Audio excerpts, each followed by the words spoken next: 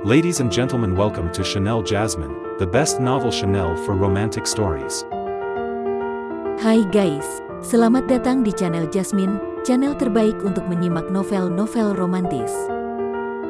Mohon dukung channel ini dengan subscribe, like dan share video-video yang ada di channel ini. Terima kasih. Perintah Kaisar Naga bab 4415, 4416, 4417. Berikan padanya, sudah mencapai 1 juta, dan tidak ada yang bisa menandingi dia. Sepertinya orang ini sangat menyukainya, tapi kami bisa mengambil banyak batu spiritual secara gratis, dan kami puas dengan itu. Cara ini sangat bagus, sekalipun aku tidak mendapatkan satu harta pun, aku akan tetap bahagia. Pokoknya, aku bisa bersaing mendapatkan batu spiritual itu. Semua orang senang dan tidak ada yang menaikkan harga. Rekan tahu, belati ajaib ini milikmu. Lin Keting memandang pria parubaya berjubah hitam dan berkata. Pria parubaya berjubah hitam bergegas mendekat dengan kegembiraan di wajahnya, dan kemudian meraih belati ajaib. Merasakan aura jahat di dalam belati ajaib, tubuh pria parubaya berjubah hitam itu gemetar karena kegembiraan. Rekan tahu, sekarang kita sudah memiliki barangnya, saatnya mendapatkan batu spiritual. Semua orang menunggu. Lin Keting bertanya. Aku, pria parubaya berjubah hitam merasa malu dan ekspresinya menjadi tidak wajar. Melihat kemunculan pria parubaya berjubah hitam ini, Lin Keting langsung berpikir bahwa pria ini mungkin tidak memiliki banyak batu spiritual dan hanya menawar secara acak. Yang lain juga memperhatikan situasi ini, dan seseorang segera berdiri dan berkata, "Saudaraku, jika kamu tidak bisa mendapatkan batu spiritual, kembalikan barang itu, jika tidak jangan salahkan kami karena bersikap kasar." Benar, jika kamu tidak memiliki batu spiritual, mengapa kamu meminta kami melakukannya? Apakah kamu mengolok-olok kami? Bahkan jika kekuatan kami terhalang, jika hanya membunuhmu, 1 orang dan 1 tendangan sudah cukup. Keluarkan batu spiritual itu, jika tidak, kami akan segera membunuhmu. Semua orang diliputi amarah dan bersiap menyerang pria parubaya berjubah hitam. Bagaimanapun, ini terkait dengan kepentingan semua orang. Jika pria parubaya berjubah hitam tidak membayar batu spiritual, meskipun Lin Keting setuju, tetapi orang lain juga tidak. Inilah faktor kepentingan yang menunjukkan bahwa Lin Keting juga punya beberapa trik. Tidak, jangan khawatir, aku tidak mengatakan untuk tidak mengambil batu spiritual. Pria parubaya berjubah hitam ketakutan saat melihat ekspresi marah semua orang. Jika dia dipukuli oleh orang-orang ini, dia mungkin akan kehilangan nyawanya. Semuanya, aku hanya punya 500.000 batu spiritual, tapi aku bisa meminjamnya.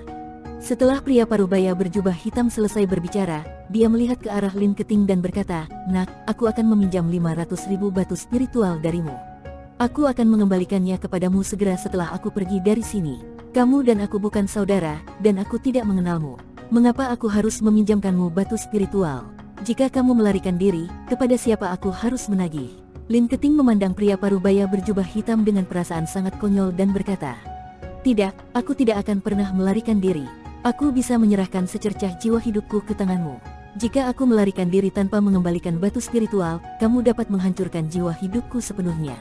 Pria parubaya berjubah hitam sebenarnya menawarkan untuk meminjam batu spiritual dengan jiwa hidupnya. Keputusan ini mengejutkan banyak orang. Semua pasti tahu bahwa di mata para kultivator, jiwa kehidupan hanyalah kehidupan. Jika dia menyerahkan jiwa kehidupan ke tangan orang lain, berarti hidupnya akan dimanipulasi oleh orang lain. Kini pria parubaya berjubah hitam ini sebenarnya ingin meminjam batu spiritual dengan jiwa hidupnya. Lin Keting memandang pria parubaya berjubah hitam dan mengangguk dan berkata, "Oke, aku akan meminjamkanmu 500.000 batu spiritual." Setelah mengatakan itu, Lin Keting mengeluarkan tas penyimpanan berisi 500.000 batu spiritual di dalamnya. Pria parubaya berjubah hitam mengumpulkan batu spiritualnya sendiri dan batu spiritual yang diberikan oleh Lin Keting, dan kemudian meletakkannya langsung di tanah. Lin Keting mengembalikan jutaan batu spiritual sesuai dengan jumlah orang yang hadir, dan orang-orang ini memegang batu spiritual yang mereka ambil secara gratis. Semuanya tersenyum bahagia. Pria parubaya berjubah hitam mengulurkan telapak tangannya dan perlahan mendekati lautan kesadarannya, berniat untuk mengeluarkan sinar jiwa kehidupan ke Lin Keting. "Tidak perlu menjaminkan jiwa hidupmu. Aku percaya pada kata-katamu. Kamu akan mengembalikan 500.000 batu spiritual ini." Lin Keting menghentikan pria parubaya berjubah hitam. Pria parubaya berjubah hitam itu sedikit terkejut, lalu memandang Lin Keting dengan penuh rasa terima kasih dan berkata, "Terima kasih banyak, Nona. Aku pasti akan membalasmu dengan 2 kali lipat." Setelah pria parubaya berjubah hitam selesai berbicara, dia berdiri dan berjalan kembali. Dia hendak meninggalkan medan perang para dewa dan iblis.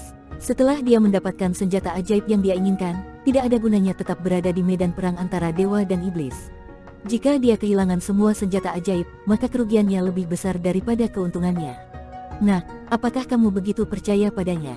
Kamu harus tahu bahwa dia adalah seorang pembudidaya iblis, dan kamu bertemu secara kebetulan, dan kamu bahkan tidak tahu identitasnya. Jika dia tidak mengembalikan batu spiritual itu kepadamu, di mana kamu akan menemukannya? Di antara kerumunan, lelaki tua itu bertanya pada Lin Keting dengan bingung. Tapi siapa tahu, Lin Keting tersenyum tipis dan berkata, jika dia tidak berani mengembalikan batu spiritual, maka tidak akan ada tempat baginya di seluruh dunia surga dan manusia. Bahkan jika dia pergi ke lautan, aku akan punya cara untuk menangkapnya. Lin Keting sangat percaya diri. Kepercayaan dirinya jelas bukan palsu, tapi bawaan. Dari sini, kita juga dapat menyimpulkan kekuatan identitas di balik Lin Keting, yang sungguh menakutkan. Semuanya, karena patung batu pertama ini berisi senjata ajaib, kurasa pasti ada hal-hal bagus di patung batu lainnya. Sekarang mari kita buka dan lihat, tidak ada yang boleh memperebutkannya. Aturannya masih sama, Lin Keting berkata kepada semua orang. Semua orang mengangguk, siapa yang berani memperjuangkannya. Penatua Buta Kanan memegang pedang dan mengawasi dengan penuh semangat. Melihat semua orang setuju, Lin Keting memandang Penatua Buta Kanan dan berkata, Penatua Buta Kanan, kamu. Aku akan melakukannya kali ini. Dev tidak menunggu Lin Keting selesai berbicara dan langsung berdiri. Dia juga ingin menguji kekuatan niat pedangnya untuk melihat apakah dia bisa membelah patung batu di depannya. Lin Keting mengangguk, lalu melambaikan tangannya untuk meminta Penatua Buta Kanan itu mundur. Dev memegang pedang pembunuh naga, dia tidak tahu bagaimana melepaskan kekuatan pedangnya. Saat membunuh kalajengking pasir itu, dia mengandalkan perasaannya. Sekarang jika dia dengan sengaja menggunakan niat pedangnya, Dev mungkin tidak bisa melakukannya. Dev menatap patung batu itu dan tiba-tiba menebas dengan pedangnya. Klang, mengikuti auman Dev, pedang pembunuh naga menghantam patung batu itu dengan keras. Kepala patung batu tersebut langsung dipotong-potong, namun tidak terjadi kerusakan pada badan patung batu tersebut. Tadi, Dev hanya menggunakan kekerasan untuk menebas langsung patung batu itu. Dia tidak menunjukkan niat pedangnya, namun mampu membelah kepala patung batu menjadi beberapa bagian hanya dengan kekuatan kasar sangatlah mengesankan. Nak, apakah kamu tidak bisa menggunakan pedangmu? Setelah melihat ini, Penatua Buta Kanan bertanya dengan sedikit sinis. Dev tidak berbicara, tapi sekali lagi, menggunakan pedang pembunuh naga untuk menebas patung batu itu. Dang, dang, dang. Dev menebas beberapa kali dengan pedangnya. Meskipun patung batu itu akhirnya hancur berkeping-keping, itu bukan karena niat pedangnya. Patung-patung yang ditebas dengan satu pedang semuanya dihancurkan oleh Dev dengan kekerasan. Jika pedang pembunuh naga bukanlah senjata ajaib, menghancurkan patung batu dengan cara ini mungkin akan merusak pedang di tangannya. Patung batu itu rusak, dan di dalamnya ada kapak perang, bersinar dengan cahaya dingin. Lin Keting menggunakan metode yang sama untuk menjual kapak perang. Tentu saja, semua orang akan berbagi batu spiritual secara merata. Dev sedang memegang pedang pembunuh naga, dan suasana hatinya tidak pernah terlalu tinggi. Dia tidak mengerti mengapa dia tiba-tiba tidak bisa menggunakan niat pedang itu. Senior, apa sebenarnya niat pedang itu? Dev hanya bisa meminta Raja Iblis Awan Merah untuk mengetahui apakah dia mengerti. Jangan tanya aku, bagaimana aku tahu benda itu? Aku tidak ada gunanya. Siapa yang bisa menyegel kekuatanku? Raja Iblis Awan Merah menggelengkan kepalanya dengan cepat. Tapi apa yang dia katakan itu benar. Jika kekuatannya ada dan tidak tersegel, tidak ada cara untuk menggunakan niat pedang. Hal-hal seperti niat pedang mungkin paling banyak digunakan di dunia sekuler. Mereka adalah orang-orang biasa dan tidak memiliki bantuan spiritual. Ini harusnya mirip dengan keadaan di mana manusia dan pedang bergabung menjadi satu. Saat Dev sedang merenungkan arti pedang, patung batu ketiga juga dibuka oleh Penatua Buta Kanan, dan isi di dalamnya juga dijual. Dev tidak melakukan apapun. Pada saat dia bereaksi, dia telah mendapatkan puluhan ribu batu spiritual dengan sia-sia. Tapi Dev juga tampak tidak senang. Bagaimanapun, beberapa pukulan yang baru saja dia lakukan agak memalukan. Masih memikirkan tentang niat pedang, Lin Keting melihat pikiran Dev dan bertanya. Dev mengangguk, apa sebenarnya niat pedang itu? Aku tidak tahu, aku belum mengembangkan niat pedang. Lin Keting melambaikan tangannya dengan cepat. Penatua Buta Kanan tersenyum dan berkata, Nak, niat pedang hanya dapat dipahami tetapi tidak dapat diungkapkan dengan kata-kata. Aku akan memberimu serangan pedang lagi untuk melihat apakah kamu dapat memahami misterinya. Itu urusanmu sendiri, kata Penatua Buta Kanan, sambil mengangkat pedang panjang di tangannya untuk menyerang. Namun sebelum dia dapat mengambil tindakan, pedang di tangan Penatua Buta Kanan mulai bergetar hebat, menyebabkan ekspresi Penatua Buta Kanan berubah drastis. Penatua Buta Kanan, ada apa? Lin Keting bertanya dengan cepat. Nona, Penatua Buta Kiri pasti berada dalam bahaya di luar, kata Penatua Buta Kanan. Bahaya? Lin Keting sedikit mengernyit, apakah dia mendapat masalah lagi? Segera keluar dan lihat dan coba hentikan dia agar dia tidak mendapat masalah lagi. Nona, apa yang harus kamu lakukan? Penatua buta kanan bertanya. Jangan khawatir, dia masih di sini, dan aku juga masih memiliki barang penyelamat di tanganku. Semuanya akan baik-baik saja. Lin Keting menunjuk ke arah Dev dan berkata. Penatua buta kanan melirik ke arah Dev, dan kemudian berkata, Nak, lindungi nona kami. Jika nona kami mengalami bahaya, tidak akan ada tempat bagimu di seluruh dunia surga dan manusia. Setelah mengatakan itu, Penatua buta kanan dengan cepat berlari menuju pintu masuk medan perang para dewa dan iblis. Dev, sebaliknya, tidak bisa berkata-kata. Siapa yang dia provokasi? Melihat Dev seperti itu, Lin Keting tersenyum tipis dan berkata, jangan khawatir, dia hanya membuatmu takut, tidak akan terjadi apa-apa padamu. Bahkan jika sesuatu terjadi padaku, itu tidak ada hubungannya denganmu. Selama aku di sini, tidak akan terjadi apa-apa pada kalian semua. Dev menepuk dadanya dan mulai membual. Ketika semua orang mendengar kata-kata Dev, mereka semua menyatakan niat mereka untuk mengikutinya bersama-sama. Mereka semua melihat pecahan patung batu yang baru saja dihancurkan Dev dengan pedangnya. Tanpa kekuatan spiritual, Dev masih memiliki kekuatan fisik yang kuat. Jika ada bahaya, Dev masih bisa menghentikannya. Jadi semua orang memilih untuk mengikuti. Alasan utamanya adalah jika mereka tidak bisa mendapatkan harta karun itu, mereka masih bisa mendapatkan batu spiritual, jadi tidak ada kerugian sama sekali.